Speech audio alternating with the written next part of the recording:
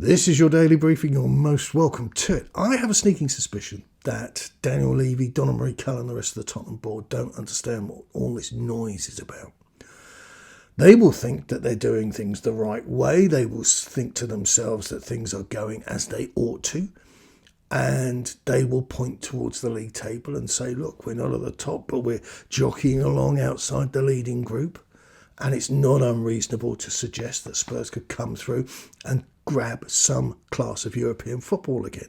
In Europe at the moment, we've progressed through to the next stages of the Champions League. And we're technically 4 or 5 games away from a domestic cup final. On the global stage, Spurs look like a major player. We're in the top 10 of the most financially successful sides in Europe.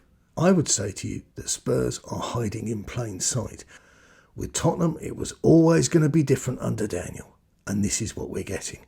And just to give you the perspective that they would give you, okay, because I don't agree with any of this, all right, but I'm just putting the case to you.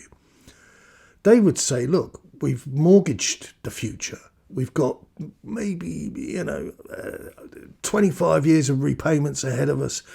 Let's say that after a decade or so, there will be a bit more cash coming in through all these other revenue streams, the NFL, the rock concerts, the this, the that, the other. But we're in the first, 5 years? Why the fuss? Why the noise? The difference in what Enic have created and what still exists in the, dare I say, the outside world, conventional football, was highlighted absolutely when we played Portsmouth at home in the FA Cup. Their fans look like what I remember football fans looking like. They're in the mood, they were revved up, they'd had a couple of drinks, looked a bit scruffy. They made the place look a little bit untidy. Whereas under Enic, Spurs support has gone absolutely downhill. And we looked middle class, looked a little bit day tripper, looked a little bit tourist, looked a little bit like, would you like to get something to eat? And this is the hiding in plain sight thing. We're going to keep revisiting that, I warn you. When those mock-ups were produced for the Brave New World, the thing that chimed with me were the people. The people looked like they were out of they don't look like a totally different demographic. They didn't look like anything to do with football. They looked like they'd come out of a shopping centre. They looked like the sort of people that you'd see for a mock-up of an extension at Brent Cross or something like that. And they weren't dressed as football fans in the main. There might have been the odd scarf, but generally speaking, that was just product placement for merchandise. But what we've got is, in real life, to the large extent, these middle-class, white-collar workers, well-heeled tourists, they're not football people. Not in my book, they're not. These people could be anywhere, at any corporate event. If they weren't here, they could be at the racing. If they weren't here, they could be at the tennis. If they weren't here, they could be at the Formula One. And if you think I'm kidding, if you think I'm trailing it on, if you think I'm doing down the proper support to go week in, week out, the guy that kicked the Arsenal goalkeeper the other night is a 35-year-old Hackney bar manager. The Prince George Bar and Eatery, where, and I quote, locals and students mingle in a shabby chic, hip hostelry offering real ale and an electric jukebox. Here's a recent review of that place, so this gives you an indicator of who's coming through the door, despite the aquascutum scarf. It seems to attract an eclectic mix of people, mostly an older, fashionable Hackney crowd. But I always like the vibe, and the layout of the pub has a more intimate feel. You can hide around a corner with your friends if that's what you feel like. Check out the free jukebox, stick on a bit of Dolly Parton, and settle down in a corner with a good bottle of wine. It's got to be one of the best pubs in the area. And that's who's coming through the door. And don't tell me it isn't, because after the Arsenal game, with the exception of that one clown who's now made a mess of his life, there was absolute silence. Well, it wasn't so much silence as mumbling. But there were no chance of Levy out. There wasn't any booing.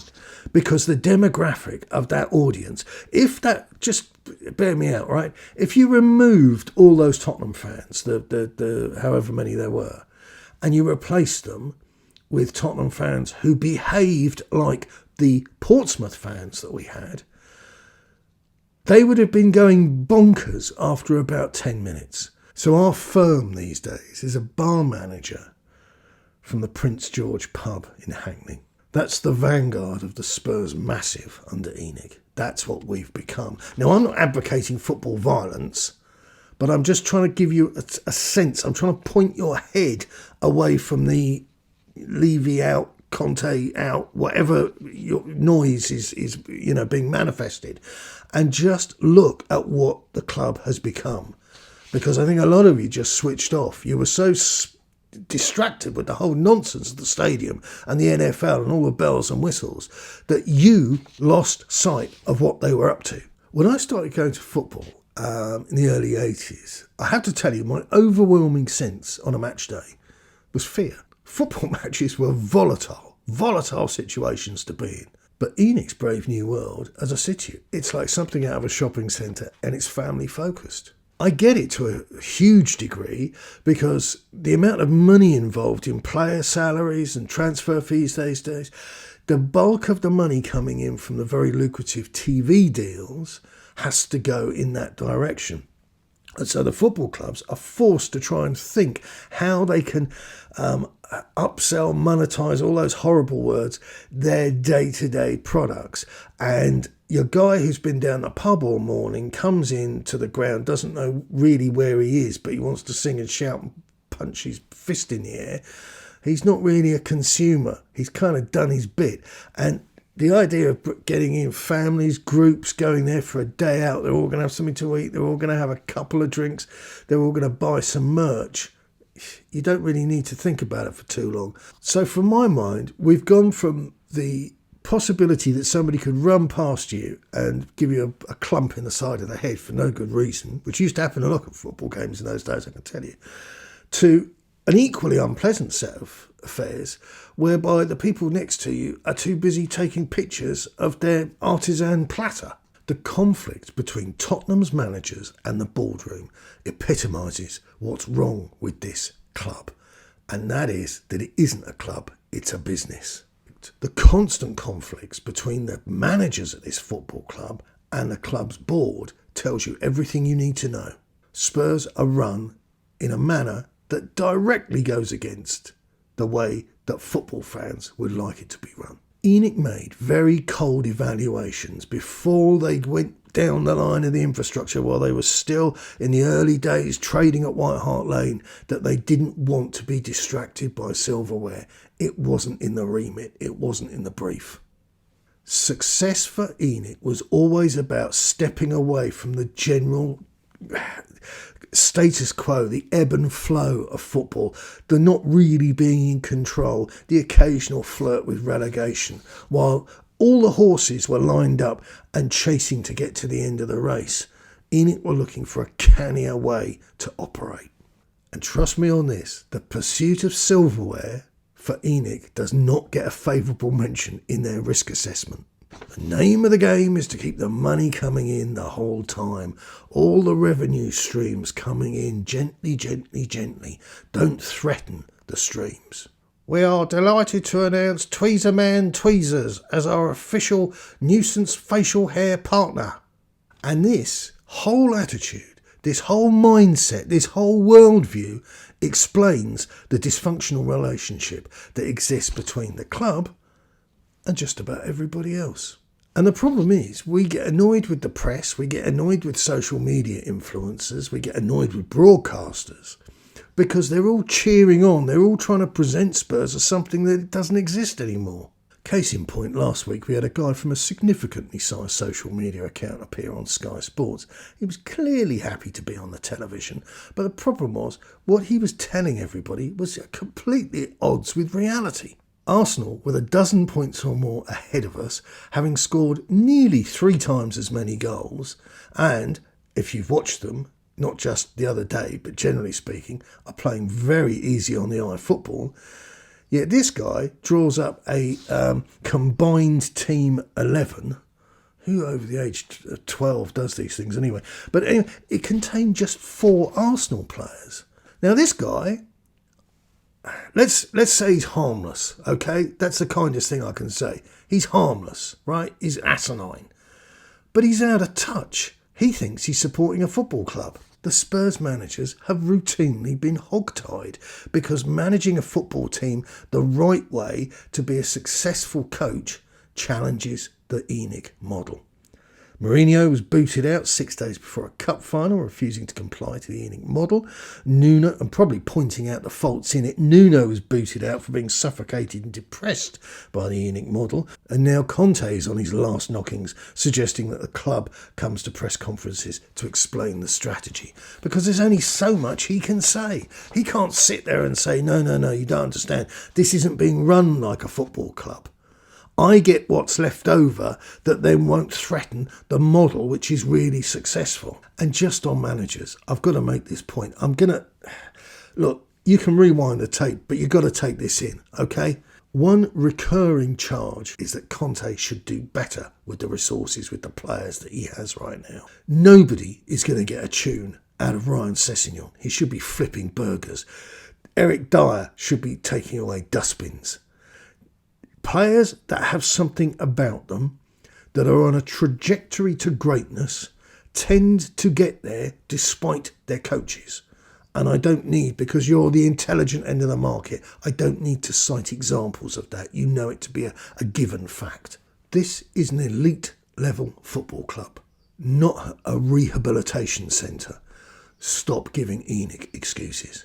And I would also posit the idea with you that coaches are not Swiss Army knives. They tend to come in with a template, with an operational template, okay? They have a management style. They have an idea in their head about, they know what has worked for them in the past, okay, by the time they get hired by a club as big as Spurs. Curiously enough, Levy appoints Mourinho, appoints Nuno, and appoints Conte, all of whom don't play fast, attacking, free-flowing football, which is what Daniel Levy shouts every time he runs away from angry people. Most successful coaches have a formulaic method that they employ. And is it really unreasonable that they demand to have the right tools for the job? No, of course it isn't. So where does this leave us? Well, the cynic in me says it leaves us with the biggest street fighter in our masses on our terraces is sat in an alcove drinking wine responsibly whilst listening to Dolly Parton. But the truth is, unless Daniel Levy has a personality transplant, we're not really going anywhere. They're a private business. They can do what they want.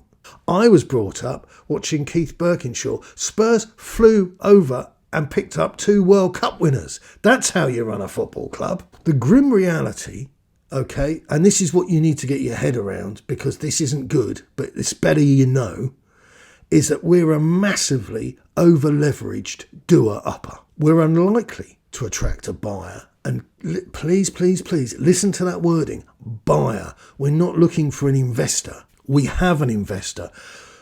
At a price north of 3 billion, this isn't someone looking to come in and get their money back in their lifetime. Indeed, you can scoff all you want, but a sane investor looks to me a lot like Todd Bowley from Chelsea. Gone in, bought a club with a history of winning, a history of being committed to winning silverware, and he's paying for players. He's not expanding the stadium. I mean, I'm not one for swearing and shouting and throwing things at the screen when I talk to you, but what part of this do you not understand? You look at Todd Bowley, you look at this guy that's going to come in from Manchester United. I guarantee you one thing, they are not going to turn up, look around and say, right, what are we going to do about this infrastructure? They are going to focus on winning trophies and getting the fans on side. And that begats success. You win trophies, your advertising revenue goes up. It's not a complicated model. It's not a particularly world-beating model. But what it does do is it works in footballing terms. And what Enic are doing doesn't work in footballing terms. So there's 2 possible solutions which are workable. One is highly unlikely, and the other is going to be tough, I've got to tell you. The first is that this club valued at, as I say, north of 3 billion, whoever comes in probably has to do it on the basis that they may not get their money back. and they do it for the good of humanity, for the Tottenham humanity. The second is that Conte walks and he throws a match in the petrol tank as he goes out the door. Spurs bring in another manager. Don't come to me. Don't bother me with a list of suggestions because it's all guano. It's all junk. You may as well just be shouting out words, okay? So just forget it. So they come in. They bring in an umpteenth manager who's got an ageing squad. He's got Harry Kane, who's desperate to go off and win something after he's broken Greaves' record. You've got Sonny, who appears to have had some midlife crisis. Got all these other deadbeats kicking around. And there's a major rebuild. We've used that phrase before, but that's nothing to what's coming. What's coming down the line is going to be nasty if there isn't proper money spent. You're telling me that Richarlison, who can't score in the Premier League, is going to be our replacement for Kane? Get out of here. That scenario is that the club will probably get relegated because there is no such thing as too good to be relegated. And that will be bloody, but that is the way to get rid of these people. It's not a suggestion, it's a scenario. I've wargamed this out. And unless, as I say, it's a personality transplant with Levy, and he suddenly says, oh no, it's all I've made a terrible mistake, I need to put lots of money into this and blah, blah. And the money's there, by the way. Don't give me, the money's there. So either totally, leopard changes spots, which we know is never going to happen. Or a guy who's not an investor, because you can't invest that class of money. This is, as I say, an over-leveraged doer-upper. That guy comes in and says, hey, whatever will be, and here's my cash. Let's try and make a non-stop party for everybody. Or alternatively, somebody chucks a match in the tank. And I've got a feeling that what will precipitate the match in the tank scenario is Conte not agreeing to stay on, not trying to guide the ship, because you're going to need somebody with a forceful character to get through this right now. Okay, this isn't going to happen with another Nuno or a Potter. Or in fact, just don't bother. Like I say, don't bother with names. All right, this is the adult section here. All right, there is no magical manager that can fix this mess. So there you go. That's what I have for you. It isn't great. And the reason it isn't great is because it's truthful and I'm just being honest with you. Good luck. Keep it on.